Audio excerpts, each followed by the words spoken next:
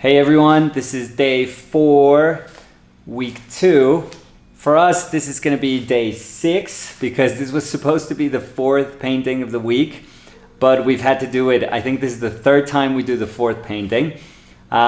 First version we did, Danny's going to put it around here somewhere. That one came out really nice, but we didn't focus the camera, so the whole video was out of focus. Nice. 4 hours of out of focus painting. Nice.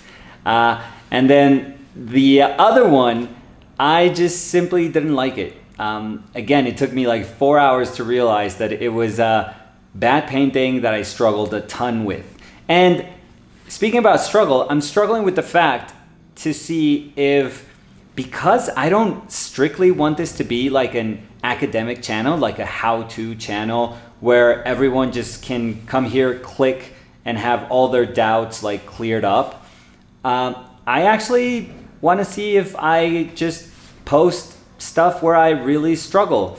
I know it's not the way it's meant to be. You know, you always want to see artists be super solid and never fail, and you know they always have the right answer for any questions that you pose them. But the truth is, we sometimes don't do well, and for me, I'm trying to handle how I want to post paintings for you and make videos, but also, if I'm going to do 250 paintings every year, they're not going to be great, all of them. I can assure you that from, right now. So I'm still trying to deal with that, how to feel about that, because in essence, I should be able to post everything. So let me know what you guys think. If you want to see those moments where I struggle and where it's really, really frustrating for me too, I'll do it. I'll keep posting those.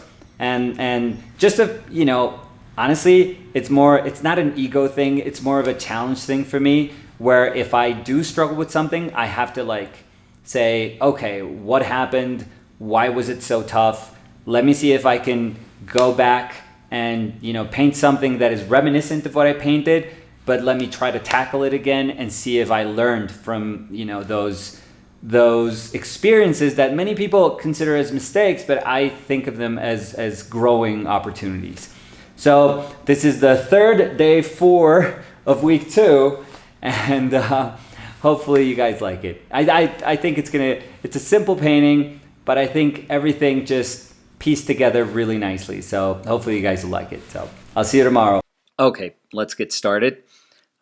This painting, if you have to know, should have never existed, because the painting that was actually going to be today's painting was a painting of a water jug that we have on the fridge. And when I was thinking about, okay, places that we store things, places that, we feel are ours, I was looking at the fridge, remembering, many great Antonio Lopez paintings. And I saw this plastic jug, with about half full of water. It was a perfect opportunity to do a white against white painting, although it's, value-wise, it was going to be actually a lot more like mid-tone against mid-tone, so gray against gray, with a few accents of darks that weren't really value-wise my darkest darks. They were never going to be close to value 0, but I thought, wow, this is going to make a great painting. And we actually shot 4 hours of me painting this jug, and by the end, I just wasn't happy. I really, really wasn't happy with the painting. And I think the reason that I wasn't happy was not that in the end it just wasn't communicating what I wanted to communicate. It's just that it just felt contrived. It just felt like I got way, way too caught up in little details, and just overall distracted by an amount of information that just felt overwhelming to me. And it's very strange because I know better. Like I know that whenever subject matter is complex, the the way to go about it, it's not to, I mean, it is to recognize the complex nature of what we're looking at, but it's also to say it's absurd to try to solve it in a complex manner. It's not absurd. I mean, it would be extremely time consuming. But for these exercises where I am trying to paint in around 4 hours an alla prima painting, it serves no purpose for my brain to just say, okay, this is, if we had 3 sessions of painting, we could do this. Or if we had 2 weeks or a month of painting, we could solve this painting in this manner and speak about the complexities that are inherent to the nature of this object. And you have every opportunity to draw and then redraw, to think and then rethink. No, the purpose of what we're doing with these daily exercises is to see if we can tap into the essence of what we're trying to paint and try to do it fairly quickly. I mean, 4 hours isn't really it's neither like a long time to do a painting, because paintings usually take far, far longer than that. But it's not, 4 hours is a significant amount of time. And I've told myself, if I can't say it in 4 hours, then I don't know what I'm speaking about. In my mind, that for what's going to be the Our Painted Lives exercises, I've already told myself, if I can't solve this in 4 hours, then something happened. And I let myself go. I think it was a little overwhelming, and I was caught up in things that had no relevance to the nature, to the essence of what I was looking at. And what makes me mad is that I didn't see it sooner. I didn't catch myself sooner while I was painting. And if you do it, 20 minutes in, half an hour in, even an hour in, you can just take a bigger brush and just say, okay, I need to go back to bigger masses of light and shadow. I need to eliminate these details, just edit, edit, edit, simplify, simplify, simplify. I didn't do it, and I let myself go. And while a lot of that is very frustrating for somebody like me, it's also, something that can happen every single day in painting. Every single day in painting. It can happen in areas of a painting. It can happen in the whole painting. But it is bound to happen. So I was mad at myself, but I know that I wanted to tackle some subject matter that would just put me not in exactly the same problem that I was trying to solve with the water jug, but a reminder that I could try and solve things simply. Something that is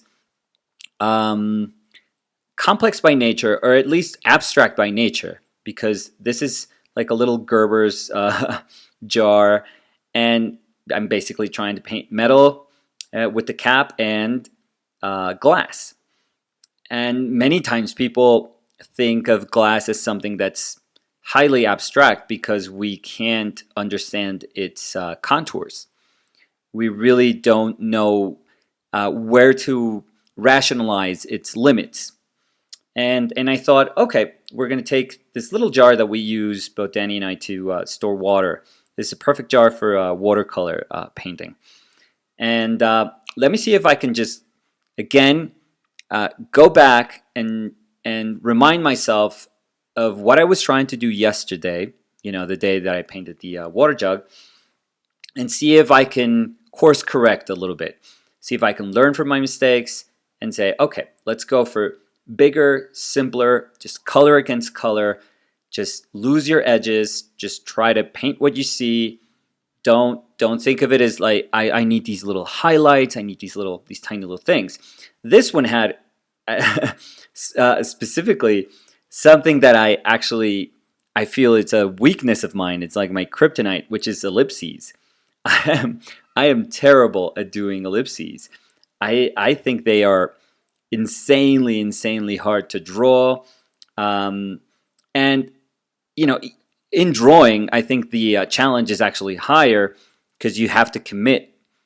In painting, it's probably a little bit easier because, and especially additive painting like oils, because if I'm getting close to it, I can just slightly adjust, which is very much so what happened with that little cap.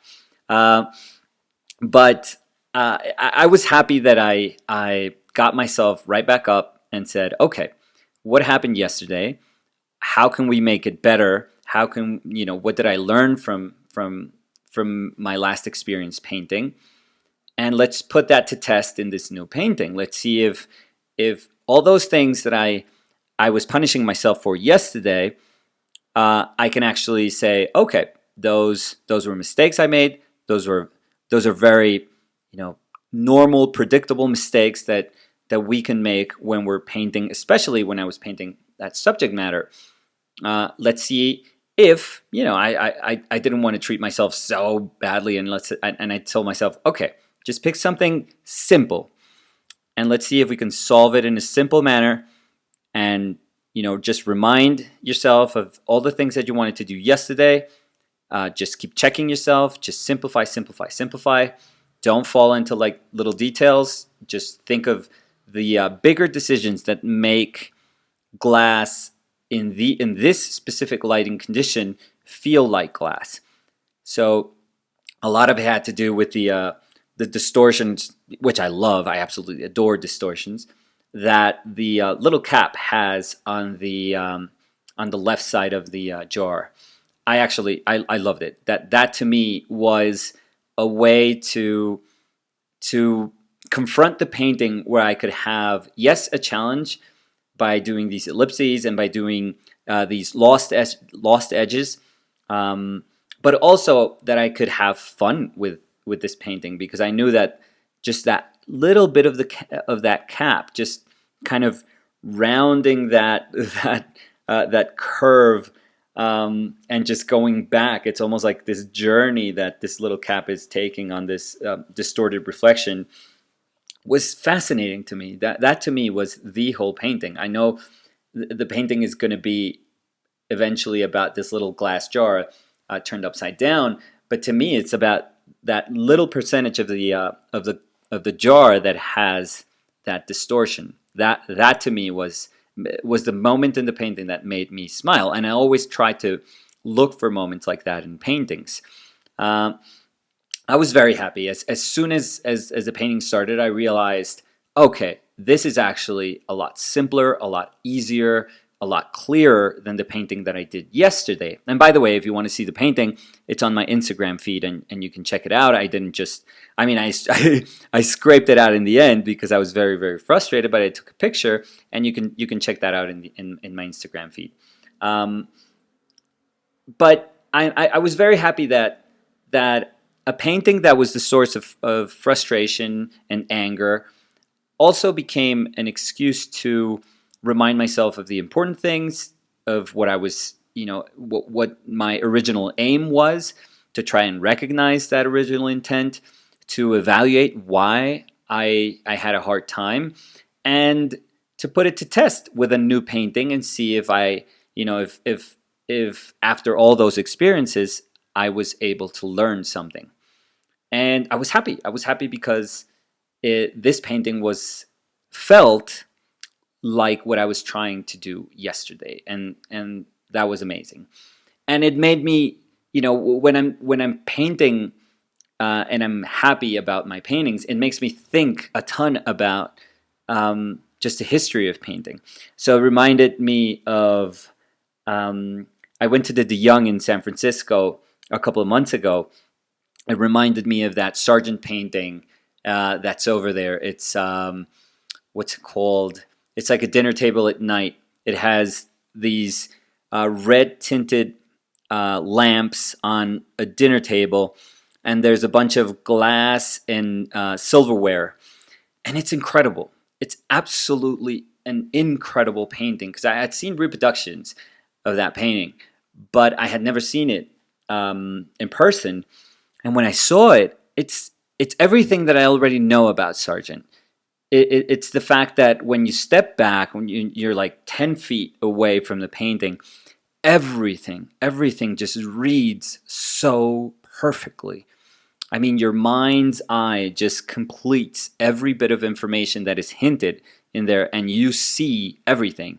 You see that everything is expressed and modeled, and there's a degree of specificity that's insane. But when you step close, when you actually see what Sargent was looking at while he was painting the painting, and this is not like a large painting, it's like a medium-sized painting, medium to small-sized painting.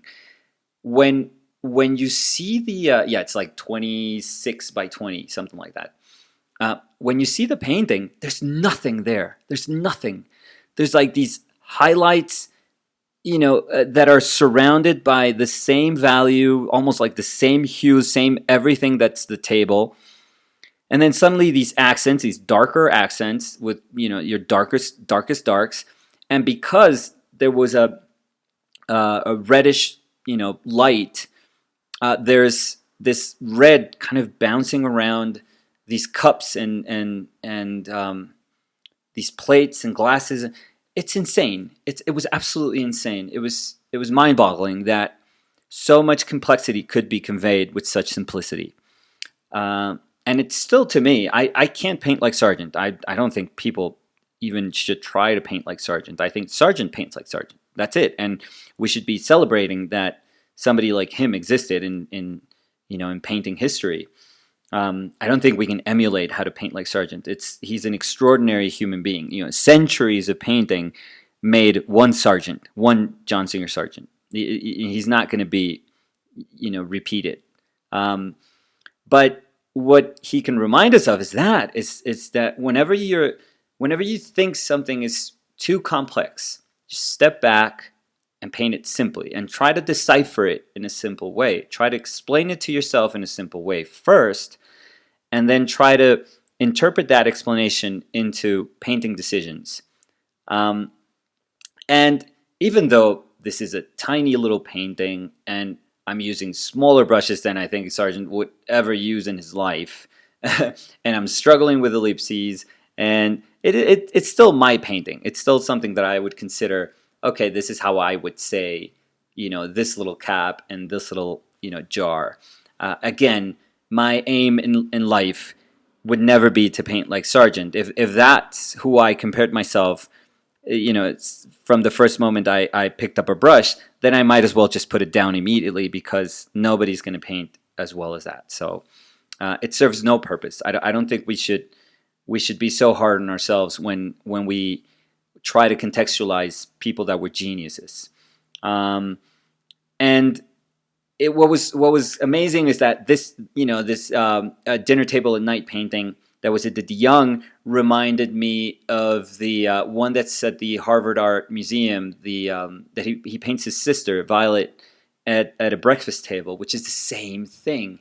It's just exactly the same thing. It's a bunch of silverware, and there's nothing there. There's even like the highlights don't have a specific shape, and many times we feel that they have to have that shape.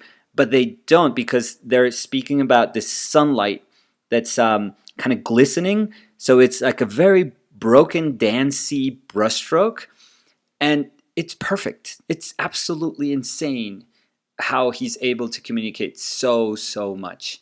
That, and I was happy that I was thinking my mind was at the de Young, because of course the reason that I went to the de Young was to look at the cello player, Edwin Dickinson's cello player, which has some of the most amazing ellipses that I've ever seen in a painting.